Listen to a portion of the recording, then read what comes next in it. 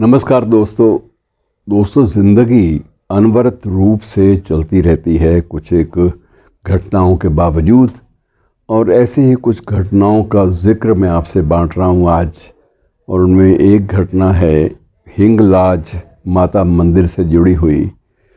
हिंगलाज माता मंदिर के बारे में आपने सुन रखा होगा कि ये सिंध प्रांत में पड़ता था और अब ये इस वक्त बलूचिस्तान का हिस्सा है। कराची से ज़्यादा दूर नहीं है, कुछ घंटों का रास्ता है जहाँ से चढ़ाई शुरू हो जाती है।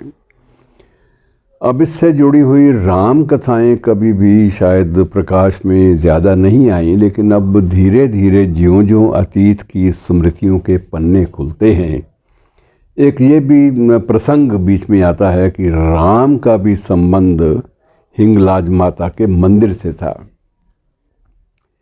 बड़ा विचित्र लगता है, इसका जिक्र रामायण में या उनमें नहीं मिलता, लेकिन उसके बावजूद एक प्रसंग है जो हमारे सामने है और उस प्रसंग से हम मुनकिर नहीं होना चाहेंगे, होना भी नहीं चाहिए। जो भी प्रसंग हैं अगर वो प्रेरक हैं, अगर वो किसी के मन को ठेस नहीं पहुंचाते, तो हमें उन्हें खुले मन से स्वीकार भी करना चाहिए, उनका सम्मान करना चाहिए, उनको जानना चाहिए।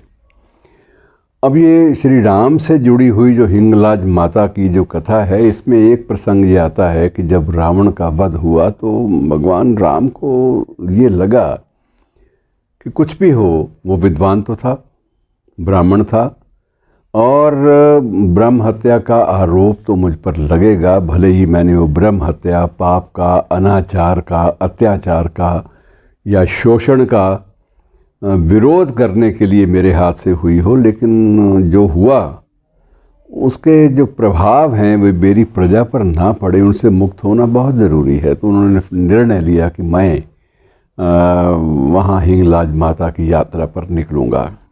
साथ में लक्ष्मण, सीता और साथ में उनके कुछ प्रमुख सैनिक, जो सेनापति वगैरह, जो उनकी सेना में जो बहुत प्रमुख लोग थे, उनको साथ लेकर, ताकि सभी लोग वहाँ पर जाएं। और उस यात्रा के साथ वह ब्रह्म हत्या की, जो एक प्रकार से ब्रह्म हत्या का अभिशाप है, उससे अपनी प्रजा को बचा सके, उद्देश्य यही था। और प्रस्थान किया गया। लेकिन प्रस्थान, जब ये हिंगलाज की यात्रा जो है, पहले एक प्रसंग में आपसे कुछ जानकारियाँ बांटी थी, पहाड़ी पर स्थित है और उसमें जो प्रवेश का रास्ता है वो उन दिनों बिल्कुल दुर्गम था। अब तो फिर भी कुछ आधुनिक सुविधाएं हैं, तब तो बिल्कुल कोई सुविधा नहीं होती थी। तब माना ये जाता था कि यात्रा में जितना कष्ट सह लोगे उतना पुण्य ज़्यादा मिलेगा।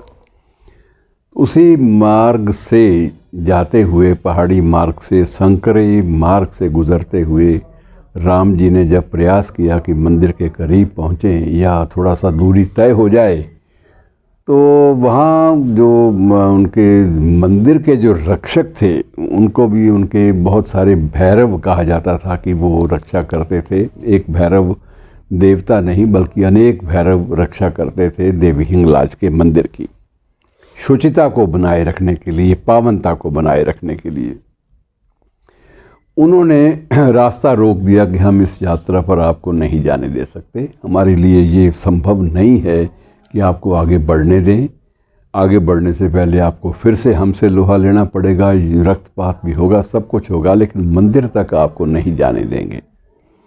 कारण पूछा गया तो कारण उन्होंने कहा कि वहाँ सिर्फ श्रद्धालु जाते हैं और आपके साथ ये जो पीछे हैं वो आपके श्रद्धालु हैं, आपके समर्थक हैं, उनका देवी से क्या संबंध, ये नहीं चलेगा।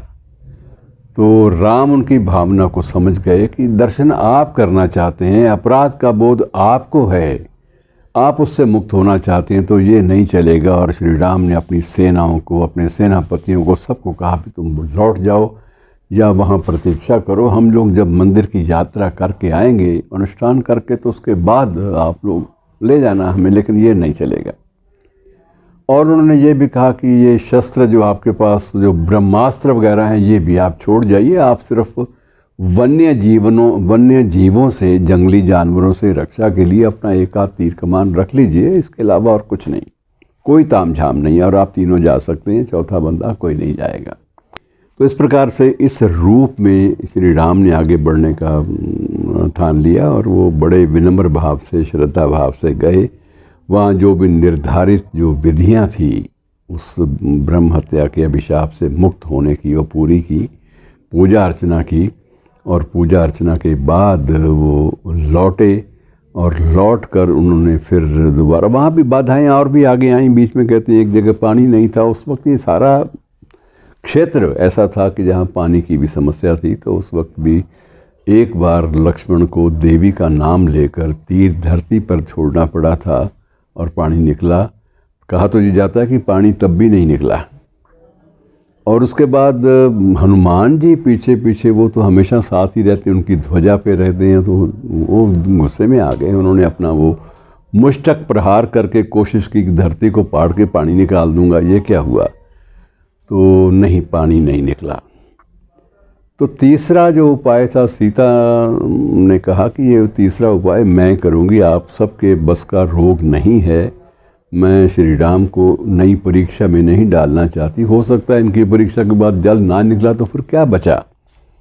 और उन्होंने बड़े स्नेह से, प्रेम से उस धरती पर हाथ रखा, देवी का स्मरण किया, दोनों हाथ जोड़े और एक अनुष्ठान का एक मंत्र समर्पण भाव से पढ़ा, और उसके बाद पानी की धारा आनी शुरू हो गई। तो पानी की धारा आई तो सब संतुष्ट हो गए। तो एक प्रतीक है जिसमें ये पता लगता है कि हर काम बल से, बाहुबल से, इनसे नहीं होते। तो इस प्रकार से ये अनुष्ठान संपन्न हुआ, और वहाँ भी सारा कुछ करने के बाद श्री राम बड़े श्रद्धा भाव से, संतुष्टि के भाव से लौटे, और लौटकर वापस अयोध्या पहुँचे। तो उनके मन में एक संतोष था कि मैंने उस ब्रह्म हत्या से मुक्ति का एक उपाय कर लिया, और एक प्रकार से अपने कर्तव्य का पालन, और ये मेरे से हो गया। धन्यवाद दोस्तों।